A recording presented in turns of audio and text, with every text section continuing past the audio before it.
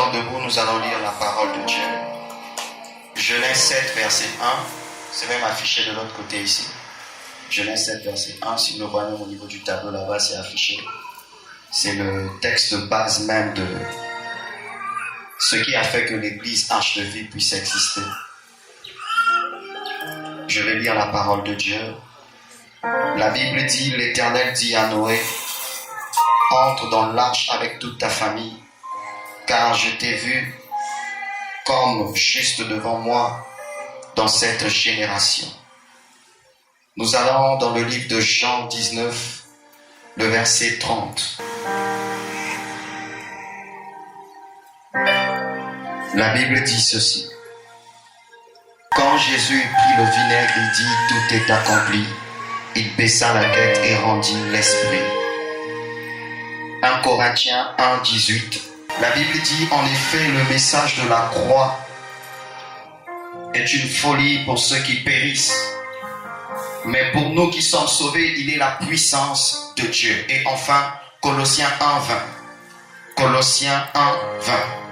Il est écrit, il a voulu par Christ tout réconcilier avec lui-même, aussi bien ce qui est sur la terre que ce qui est dans les ciels, en faisant la paix à travers lui par son sang versé sur la croix, acclamant la parole de Dieu. Veuillez vous rasseoir, s'il vous plaît.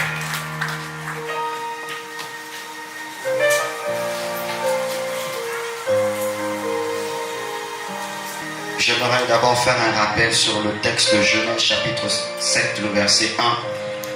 Lorsque nous lisons ce texte, nous comprenons que le Seigneur s'est adressé à Noé. Parce qu'il lui a vu juste, il lui a demandé de rentrer dans l'arche, lui et toute sa famille. Et le message que le Seigneur a adressé à Noé, c'est le message que le Seigneur s'adresse à nous, l'Église, aujourd'hui. Parce que lorsque nous voyons la réalité de ce qui se passe dans ce monde, nous comprenons que, bien aimés, les temps sont devenus difficiles. Les temps sont devenus durs.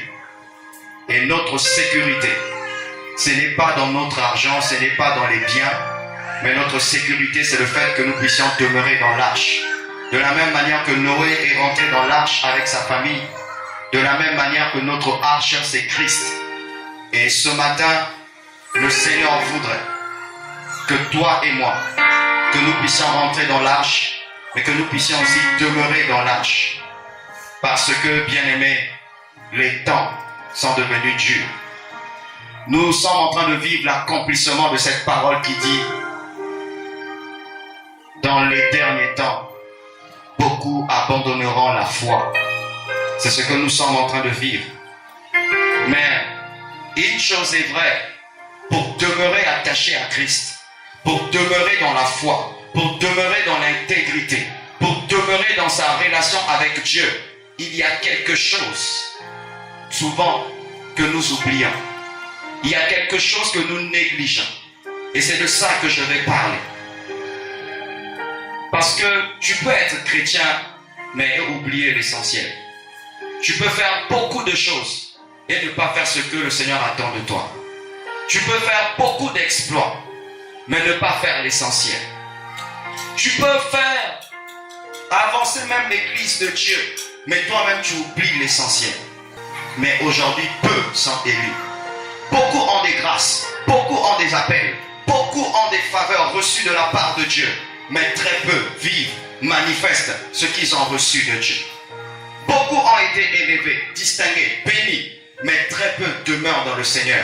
Beaucoup ont reçu des dons spirituels, des appels, d'autres pasteurs, diacres, évangélistes, prophètes, mais très peu demeurent intègres. Aujourd'hui, il y a des choses qui doivent nous faire réfléchir. Comment quelqu'un peut commencer dans le Seigneur et terminer loin du Seigneur? Comment quelqu'un peut bien commencer en Christ, mais terminer dans le monde? Comment quelqu'un peut être, il est pasteur, il a bien commencé pasteur, il a reçu l'appel de Dieu, mais il finit occultiste? Comment quelqu'un qui a bien commencé avec le Seigneur, il commence à sacrifier d'autres personnes? Bien aimé, c'est des choses avant que nous on disait non, ça là non, ça c'est eux, nous jamais. Mais nous nous sommes rendus compte que notre Dieu est un Dieu de principe. Tu peux le dire, c'est vrai. au jour de l'enlèvement, il n'est même pas enlevé, il n'est même pas parti. Pourquoi? Parce qu'il a bien commencé, il a mal fini. C'est pourquoi la Bible dit c'est la fin d'une chose vaut mieux que son commencement. La fin d'une chose vaut mieux que son commencement. Si Noé a pu demeurer intègre et qu'il a reçu le message de la justice qu'il devait annoncer à ceux de son époque, qui devaient se préparer afin de rentrer dans l'arche, c'est parce que, mon frère, ma soeur, Noé avait reçu l'instruction de Dieu. C'est pourquoi nous allons rentrer à un sujet important, ce qui va me pousser à te donner le thème du message de ce jour. Ne méprisons pas l'œuvre de la croix. Ne méprisons pas l'œuvre de la croix. Il y a beaucoup d'entre vous ici, vous priez, vous partez à l'église, vous jeûnez, beaucoup de choses. Mais beaucoup d'entre vous, vous oubliez que vous êtes le produit de l'œuvre de la croix. Vous oubliez qu'il y a quelqu'un qui a payé le prix. Il y a quelqu'un qui est mort. Il y a quelqu'un qui a souffert pour qu'aujourd'hui tu sois chrétien. Il y a quelqu'un qui a versé de son sang pour qu'aujourd'hui tu sois sauvé. S'il n'y avait pas le sacrifice de la croix, toi et moi, on ne sera pas ici. Lorsque nous lisons le livre de Jean 19, le verset 30, nous nous rendons compte que Jésus, avant de mourir, il a baissé la tête en disant « Tout est accompli ». Pourquoi? Parce qu'il avait une œuvre à accomplir, il avait quelque chose à accomplir. Et ce qu'il a accompli, c'était pour que toi et moi, nous soyons aujourd'hui appelés enfants de Dieu. Pour que toi et moi, nous soyons capables de manifester la gloire de Dieu dans notre génération. Pour que toi et moi, nous soyons des personnes qui vont manifester Christ. Mais avant de le manifester, mon frère, ma soeur, il a fallu que quelqu'un puisse payer le prix. Est-ce que vous me suivez? C'est pourquoi, sur la base de ce texte, je vais te présenter la croix sur deux volets. Je vais te présenter la croix sur deux volets. Le premier volet, pour aller directement dans le message, tu te rendras compte, mon frère, ma soeur, que la croix, l'œuvre de la croix aujourd'hui, c'est celle qui te sauve. Parce qu'aujourd'hui, bien aimé, il y a plus de 2000 ans, l'apôtre Jean le dit, qu'une fois le Seigneur s'est retrouvé dans le ciel, il a dit au ciel, il s'est retrouvé avec tout le monde, il a dit, qui pourra ouvrir le livre et rompre les sceaux? Bien aimé, il n'y avait personne qui était capable de le faire. Il n'y avait personne qui pouvait s'engager pour ça. Mais il a fallu qu'il y ait une personne qui soit prête à le faire. Il s'appelle la parole. Il était sorti du Père. Et il dit dans sa parole, dans ce rouleau de livre, il est question de moi. C'est lui qui a accepté de racheter l'humanité. Parce que, bien aimé, le Créateur avait besoin de racheter sa créature. Mais pour racheter la créature, il a fallu le sang. Et Jésus-Christ, il a accepté de venir sur terre. Et à l'âge bien aimé, à partir de 30 ans, bien aimé, il démarre son ministère pendant 3 ans. Parce qu'il avait une mission. Et la mission, c'était d'aller à la croix mourir pour que toi, tu sois sauvé. C'est pourquoi, mon frère, ma soeur, ce matin, j'aimerais t'emmener à prendre conscience que l'œuvre de la croix, c'est celle qui te justifie, c'est celle qui te sauve, c'est celle qui fait qu'aujourd'hui tu sois un enfant de Dieu. Sans l'œuvre de la croix, tu ne seras pas assis ici. Sans l'œuvre de la croix, on ne t'appellera pas chrétien. Sans l'œuvre de la croix, tu ne seras pas sauvé. Sans l'œuvre de la croix, tu ne peux pas prêcher. Sans l'œuvre de la croix, tu ne peux pas lire la Bible. Sans l'œuvre de la croix, tu ne peux pas prier. Sans l'œuvre de la croix, tu ne peux pas t'appeler chrétien. Il fallait que quelqu'un paye le prix pour que toi tu puisses appartenir à la famille de Dieu. Et la Bible dit qu'ils ne sont plus nés ni du sang ni de la chair, ils sont nés de Dieu.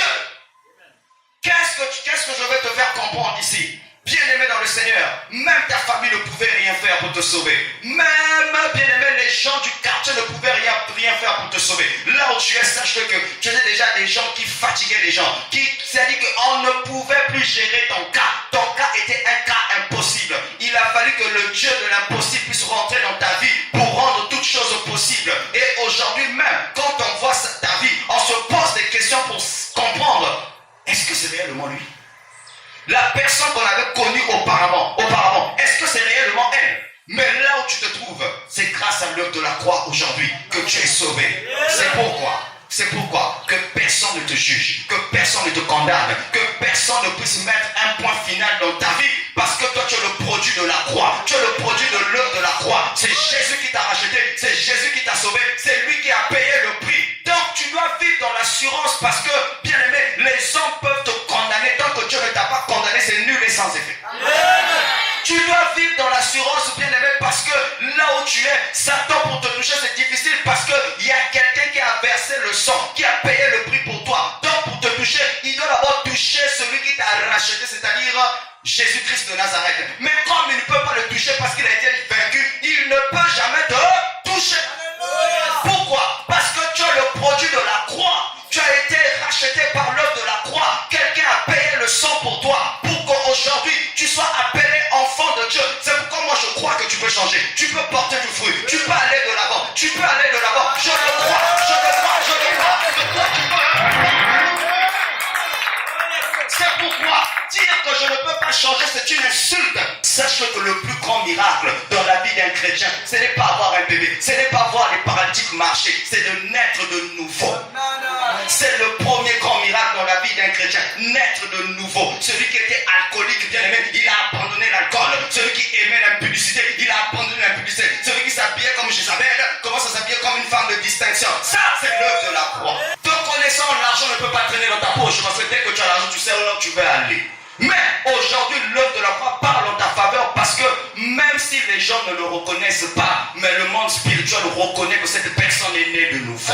C'est pourquoi n'oublie pas, ne souviens-toi toujours de ça, mon frère, ma soeur, que tu n'es pas n'importe qui. D'avoir aujourd'hui, bien aimé, quelqu'un a payé le prix. D'avoir aujourd'hui, c'est Jésus qui a versé de son sang. C'est Jésus qui t'a sauvé. C'est Jésus qui t'a délivré. C'est Jésus qui t'a marqué de son cachet. Là où tu es là, made in Jesus Christ. Marque déposée de Dieu. Est-ce que tu me suis? Tu es la marque déposée de Dieu. N'oublie jamais que tu es le produit de l'œuvre de la croix.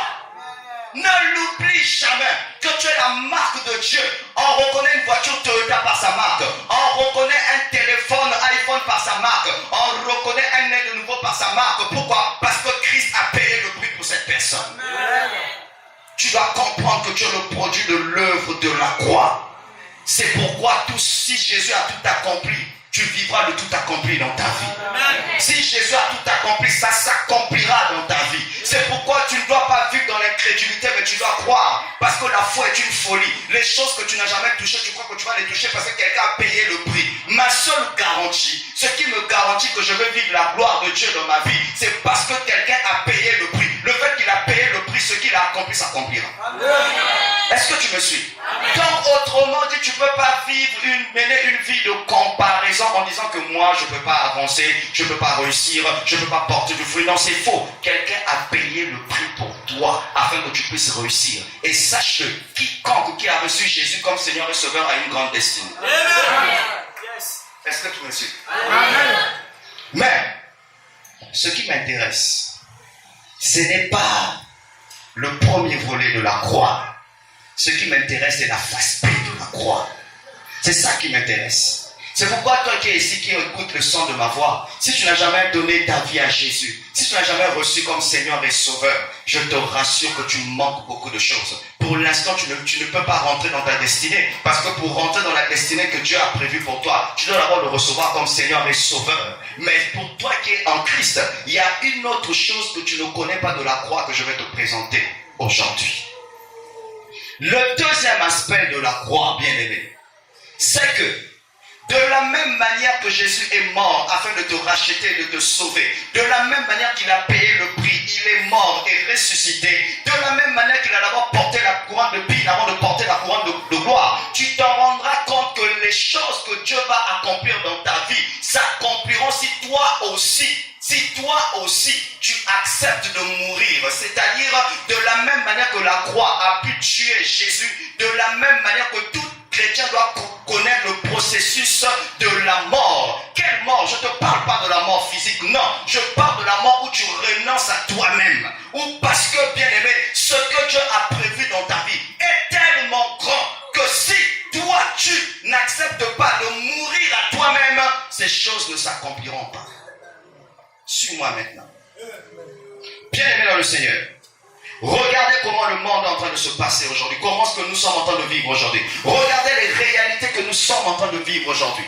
Vous allez vous rendre compte que beaucoup de chrétiens ont reçu des grâces, des faveurs. Pourquoi aujourd'hui nous trouvons des chrétiens, bien aimés, ils prient le Seigneur, ils craignent Dieu, c'est vrai, mais dès qu'il est béni, dès qu'il a l'argent, il abandonne Dieu. Pourquoi aujourd'hui on trouve ce genre de chrétien où il vient à l'église, il est à l'église, mais il pratique l'impudicité. Il vit dans l'impudicité, il vit dans la fornication, il vit dans la masturbation. Il est chrétien, il parle en langue. Pourquoi on vit ce phénomène? C'est parce que la personne a oublié le deuxième volet de la croix.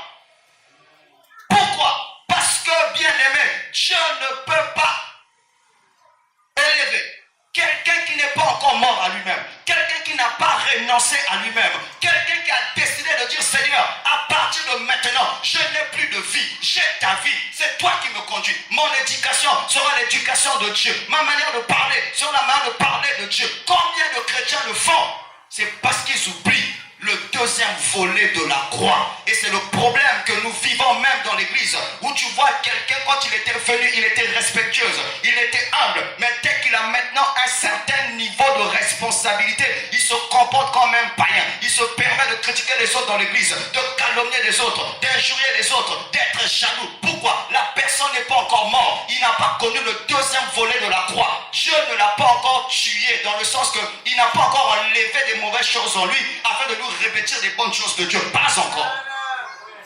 Pourquoi? Parce que Jésus est mort pour toi, mais toi tu n'es pas prêt à renoncer. Et c'est ça qui fait que la gloire de Dieu dans ta vie n'intervient pas. La gloire de Dieu dans ta vie ne se manifeste pas. Pourquoi? Parce que tu n'as pas laissé l'œuvre de la croix faire son œuvre encore davantage dans ta vie.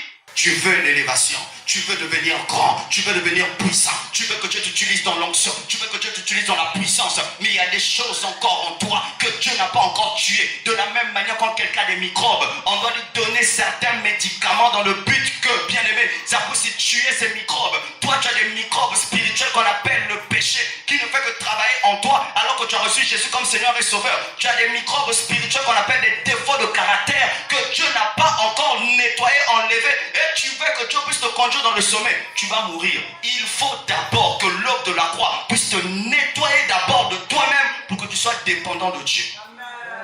Dieu sait, tu as un problème de jalousie, vraiment. Jalousie, il le sait, mais dis-toi, monte, descends, fais comme tu veux. Je ne peux pas te lever. Je ne peux pas te distinguer. Je ne peux pas encore agir. Parce que pour l'instant, l'œuvre de la croix ne travaille encore pas. Bien-aimé, je vais aller encore plus loin pour que tu comprennes ce message. Est-ce que tu me suis? Écoutez. Pour que les choses changent, le Seigneur doit passer par un instrument. Il doit toujours passer par quelqu'un pour que les choses changent. Dieu cherche des gens, des chrétiens, ses enfants. Mais ceux qu'il est prêt à envoyer ne sont pas prêts.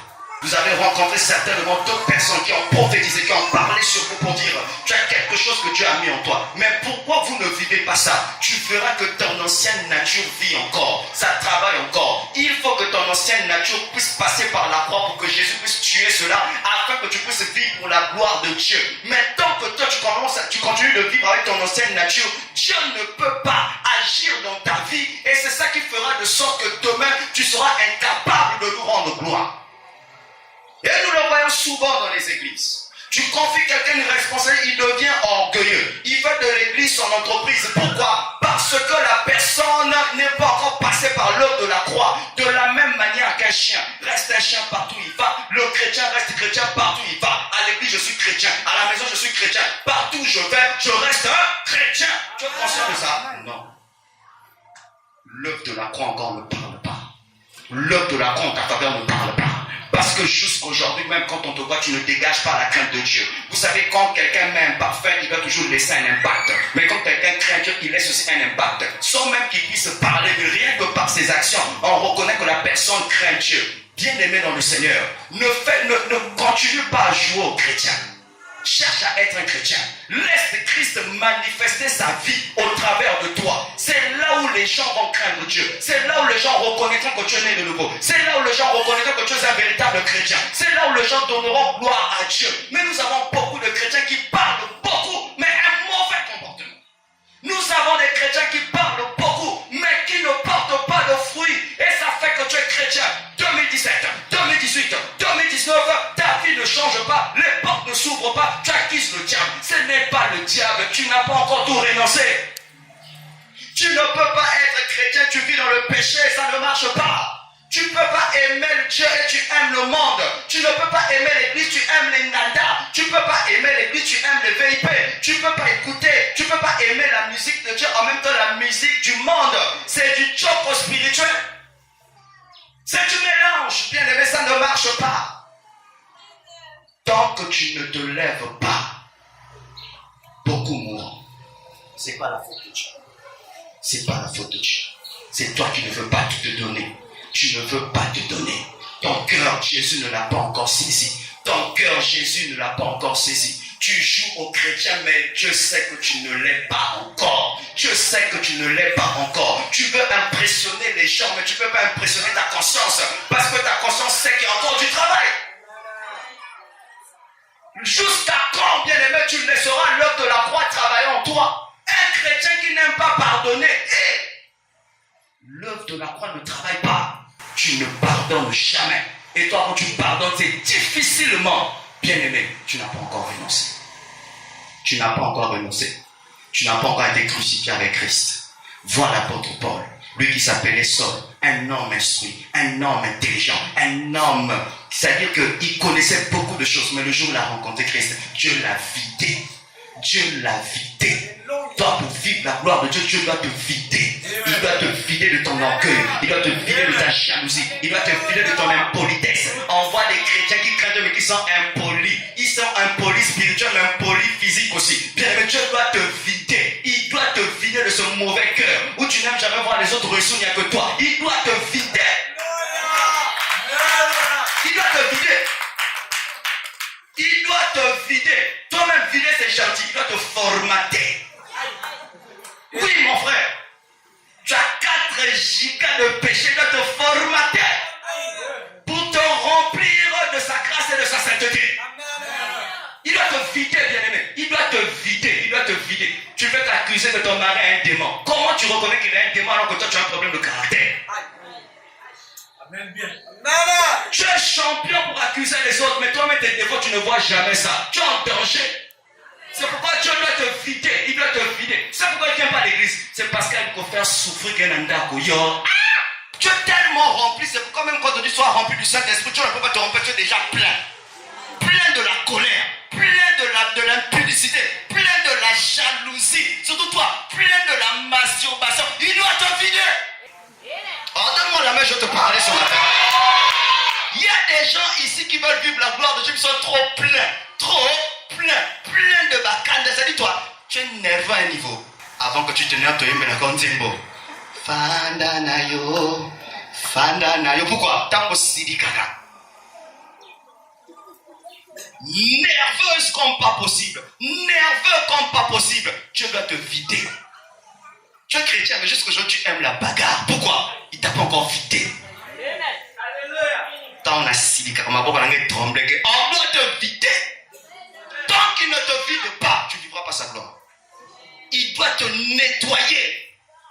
J'ai compris, c'est des gens qui sont orgueilleux. Pourquoi? Il est rempli de ça. Tu dois te vider. Mais oui, moi les camots. Il y a une église. Ma casse ici. Tu es orgueilleux, Dieu va te vider encore. Les gens vont rajouter d'autres problèmes pour te vider. Oui, bien aimé, nous sommes remplis des gens qui sont tellement remplis d'eux-mêmes. Niniga, je suis fâché aujourd'hui parce que j'aime le respect. Tenir compte parce que il y a un propos il faut qu'on se respecte parce que on doit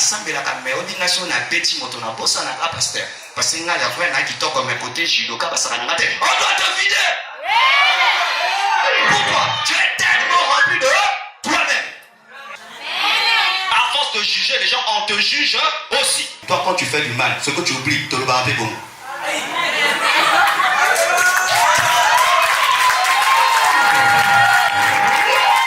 Tu rentres à ton mari, tu dis, mais toi, tu comprends pas pourquoi tu es comme ça, tu es bête. Tu restes calme.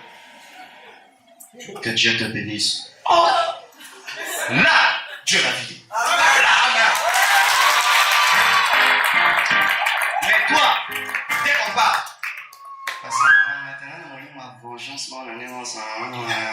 tu es rempli, on t'a pas encore vidé. quand tu es vidé là, mais bien aimé, tu es déjà allé dans les enterrements, je finis. Tu as déjà vu là où on s'adresse à un cadavre, on dit, c'est bien, on confie. On confie. Tu as déjà vu le cadavre en train de dire, non, c'est un cadavre. Il est mort. Il a été vidé de sa vie. Il est mort.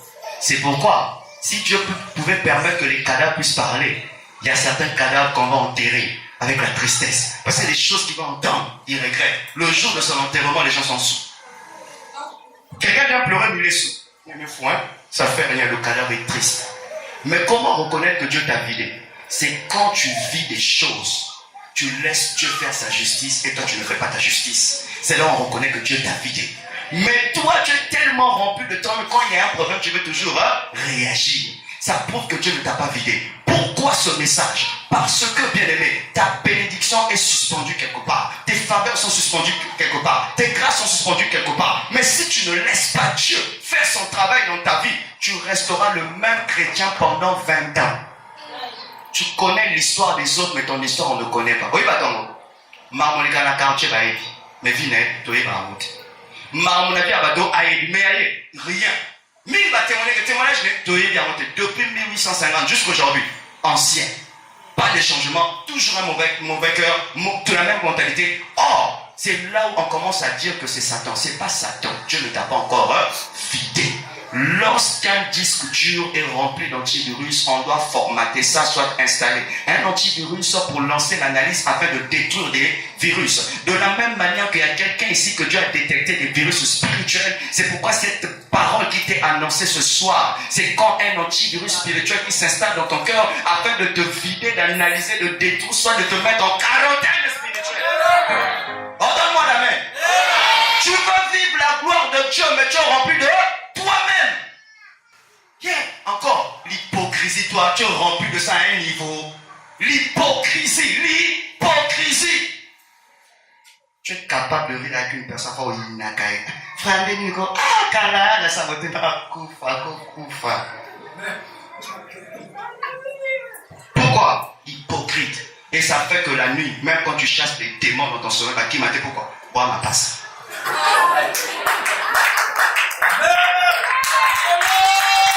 On est devant pourquoi? On est ensemble. Pourquoi les mauvaises choses t'accompagnent? Moi, ma passe. Pourquoi? Tu es un mauvais, qu'il est un mauvais. Vous vous ressemblez. Le problème, c'est que toi, tu es un photographe spirituel.